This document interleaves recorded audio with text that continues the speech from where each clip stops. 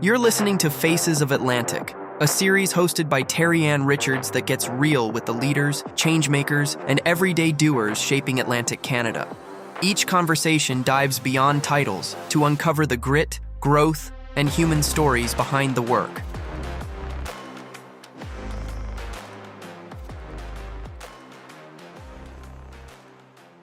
This is Faces of Atlantic, where we go beyond titles and talk about the real human side of leadership. I'm Terri-Ann, and today I am sitting down with Sheena Russell to uncover the story behind the leader. Welcome, Sheena. Awesome. Thanks so much for having me. No, I'm super stoked to have you on the series. So before we go any further, I want to ask you, when I strip away your titles, everything I can look up on LinkedIn, the success, the strategy, who are you really? Who am I? Okay, so I am a person who's super passionate about the planet. I'm very nature loving human. I'm the mom of a couple little humans. And yeah, I'm born and raised in PEI around local food systems and somebody who's grown up to, do something that's pretty aligned with those childhood values and experiences, and somebody who just really likes to try and use my time on this planet as a force for good. That's awesome. So now that we know who you are beyond the title, talk to me a little bit about what you do in your day to day, in your business, what your business is, and what your role is. Just give us the juicy bits about what you've been up to. Yeah. So my role in the business has ever evolved. So since we started the farmers market back in 2012, it was like at that stage in the game, you're literally doing everything. You are the business. And we've grown really organically over the last 13 years, I guess. And I feel like right now I'm kind of in this transition from that founder to CEO transition. And I think a lot of business owners go through when you've been at it for this long and creating a team around the business. And currently, most of my work in the business is really focused on, nurturing our team. We have an amazing team. We're about 15 people between Dartmouth and our bakery in Windsor, spending a lot of time on the finance side of things and the community engagement side of things. So I love creating new products and coming out with opportunities to work with more Canadian farmers and producers and really trying to spotlight their amazing foods through the things that we put out in the world. So that, a mix of all those things and putting out random fires is what keeps me busy. Yes, also the firefighter. I love that. So when you think about your life and sort of, the trajectory it's been on, what's happened before today, did you ever think then that you were going to be in the role you are today, growing a brand the way you are, being a leader? Was that ever in the cards for you back then? I actively resisted this for a long time. I think, I went to Dal for a degree in sustainability. Like, I'm not somebody who has an MBA or ever imagined that I would be an entrepreneur. But, you know, things progressed really early in the days of Make a Focal. And I found myself getting really excited about this opportunity to tell the stories of farmers and food producers. And really, that's what drove my excitement of growth in the business in the early days. But you know, for a long time, probably slowed the business down because I hadn't convinced myself yet that I was like a real entrepreneur, but was able to let that go. I would say a few years in when I unlocked this realization that the more the business grows, the more impact we can have on our local farmers and food producers, on growing a company that creates really wonderful jobs in the community and being able to bring a new kind of snack to Canadian grocery store shelves. So, yeah, I just think that there was definitely lots of disbelief almost every step of the way in the business for those early years, but now I'm all in. Isn't it funny how our belief in ourselves and also like our perspective of a title can really either like catapult us towards something or completely like feet rooted in the sand, not willing to take another step just because of Mm. I don't think I can or I want it. And also it looks like because we have these perspectives of what something is. So, and I mean, super exciting and also awesome that you were able to get to a point where you recognize that this was the right move. And I love that you kind of tied it to It was about the impact. It was about how the work that you were doing, taking on that title, taking on that, like removing that old belief to take on a new belief allowed you to make change for others. And that's what sort of tied you to it. Yeah, that made it more definitely like that was the motivation. And it continues to be a big part of the motivation for me and our team is just like, okay, how much bigger can we make this thing? And how can we continue to create, this impact and build these relationships with our farmers and food producers? So, not that every human, every leader has this, but I feel that it's rare that I ask this question and someone doesn't have some answer that they can pull from. Has there been sort of a defining moment or what I call a catalytic moment that has really changed the way you show up and lead today?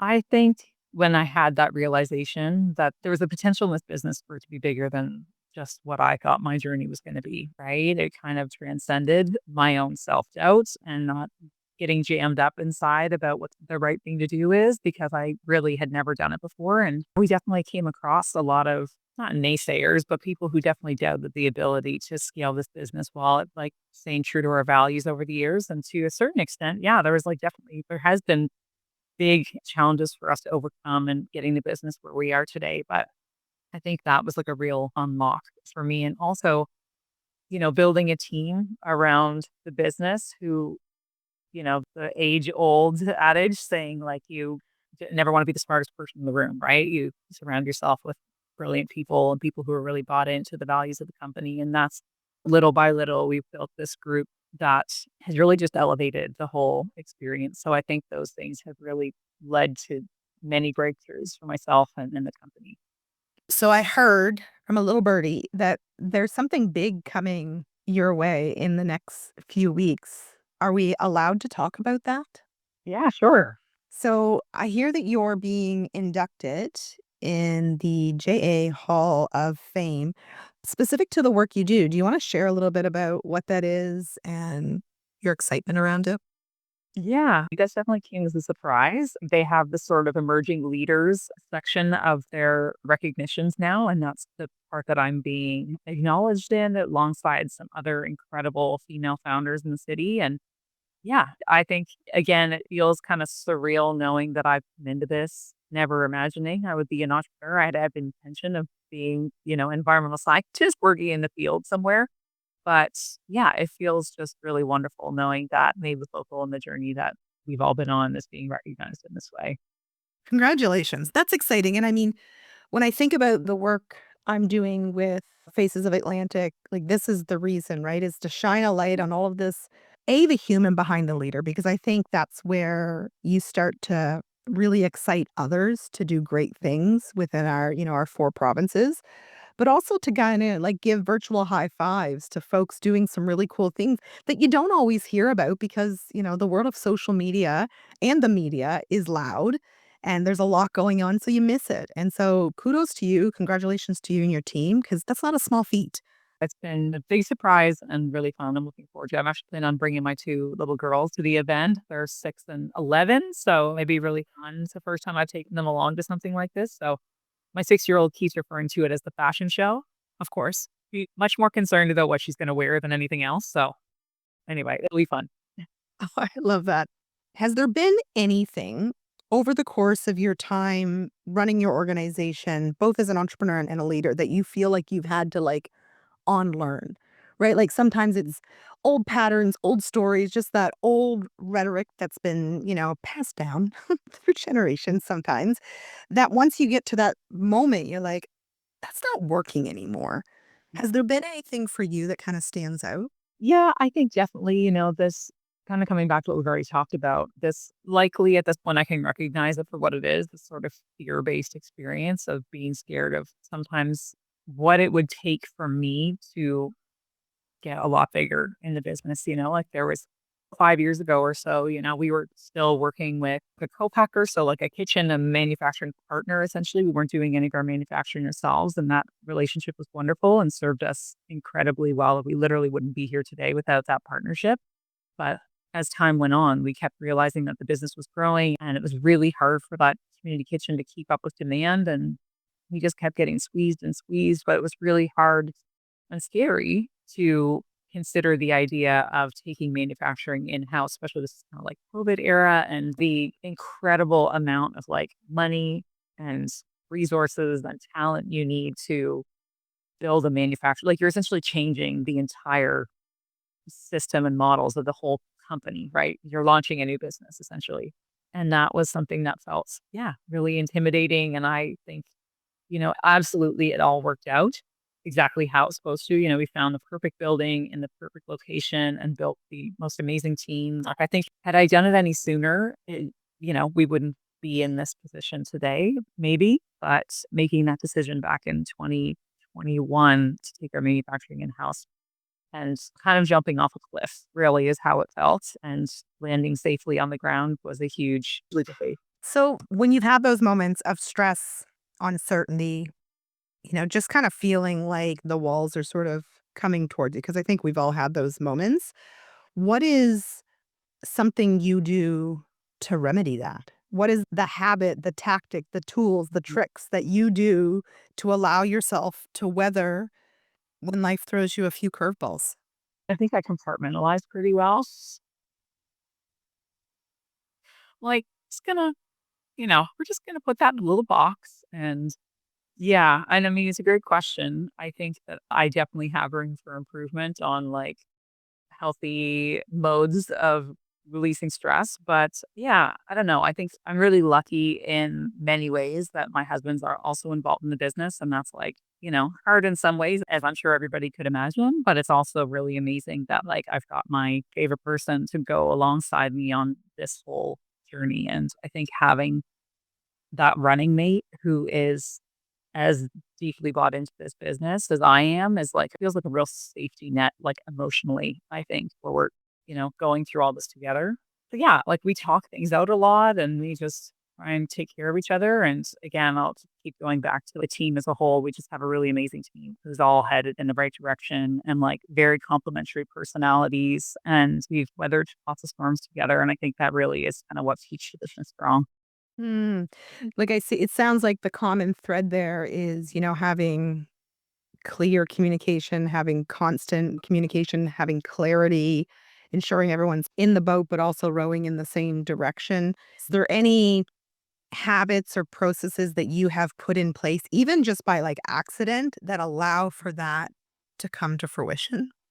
Yeah, I mean, because our team is kind of located in 2 locations, like, you've got an office in downtown Dartmouth, Nova Scotia, and then our bakery is in Windsor, Nova Scotia, about 45 minutes away. We've had to create very open and active communication channels because we're not centralized. There's lots of flow back and forth between the 2 locations always, but that has forced us to be always chatting. And, we make a point to have like very regular, we're big fans of it doesn't have to be a meeting, it could be a phone call. Like this could have been an email to think, or this could have been a Teams message. You're trying not to overbook our time, but we're always keeping on track with what's happening in the business through regular, management meetings and meetings with all layers of staff. Like I know our COO, Brian, who runs the manufacturing facility, every single morning, the whole production team has a big huddle and they talk about like, where are we at with yesterday's daily production? What kind of things could we be improving on?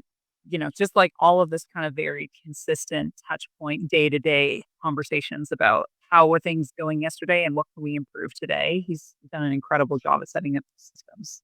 That's awesome. So, a few years ago, I started writing and speaking on this concept of sort of the success happiness paradox, right? Where and the research sort of shows is that for a lot of us, we've been conditioned to sort of chase this version of success, whatever it is, this external thing out there. When in the reality is what we're chasing it for is because we believe it's going to bring us joy, fulfillment, Mhm. happiness. And what the research is showing and what I speak to is that really what we should be chasing is happiness first, which Mhm. then leads to that feeling of fulfillment and success.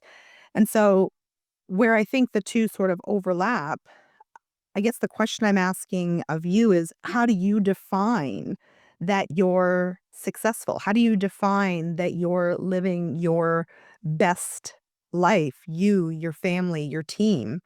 And maybe even how has that definition changed over the years? Yeah, I mean, I can only really speak for myself, but and Andrew and I talk about this often, which is really, success for us is that we feel fulfilled in our careers and that we have the freedom to spend lots of time with our family and, go on a trip every now and then and just try and give our kids like a really amazing childhood, kind of surrounded as much as possible by family and friends and having the flexibility and the freedom to be able to do those kind of things, I think is like one of the biggest proofs of wealth in this day and age that I think anybody can have. So I think that's really where that is rooted for me. So, and Andrew and I are aligned on that. So that's something that we're always talking about. When you look at Atlantic Canada and obviously making the decision, I think you're born and raised here. Am I correct? Yes. Yes. Yeah. So you're born and raised here. You make a decision to start, putting in firm roots, building your business, and now, massively expanding here in Atlantic Canada. Are there any opportunities that we have in Atlantic Canada to do better by our small businesses? Whether we're thinking in terms of minority small businesses or just businesses in general. I mean, you've been around for a bit and gone through the growth stages. What do you see as our opportunity for growth? Yeah. I mean, I love having built a business in Nova Scotia. Like, again, like you said, I'm a born and raised Atlantic Canadian. And I think that this is a really special place to build a company. And for example, I grew up in PEI. I worked with specific Sobeys and Stratford as a kid and teenager, I should say. And now at the Sobeys Stratford is the number one selling Sobeys for us in the country. You know what I mean? Because it's just like that community support that we feel for the brand out here on the East Coast. There's many Halifax locations of Sobeys and Superstore that are our best in the country. And just, there's no reason why PEI Sobeys should be one of our best stores in the country, but it does make sense that that's where my roots are. And just that sort of amazing buy-in from obviously not just family and friends, but like 1 or 2 or 3 degrees separated from the people that my husband's from Dartmouth. So we really feel that love ripple through all of Atlantic Canada. And so that's something that feels really positive for us. And I would say, I think it can feel really isolating in my industry to be out here way, way out in the East Coast. The epicenters for consumer packaged goods, and especially natural products, are very much like Toronto and Vancouver.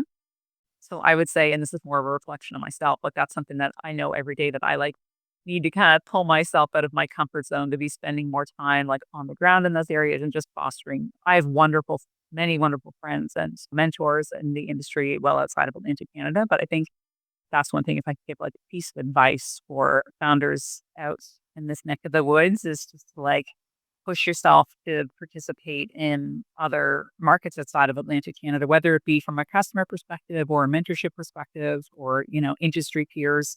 Those are things that are so rich to be able to grow your business and building that fandom or that community outside of us here in the Atlantic Canada region.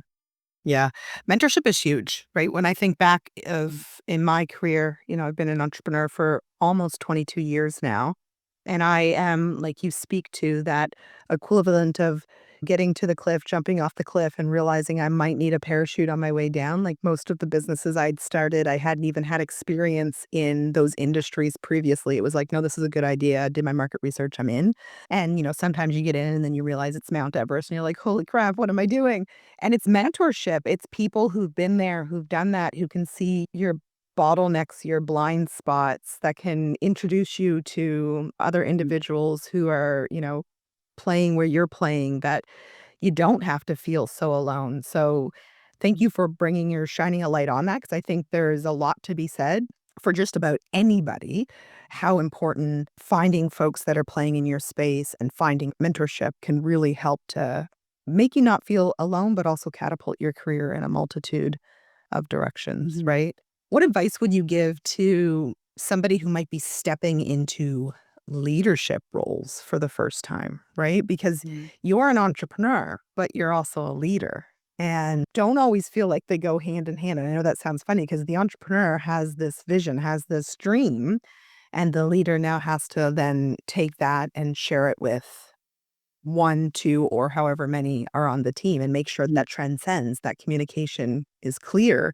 What advice would you give to somebody who's stepping into that kind of a space for the first time? Yeah.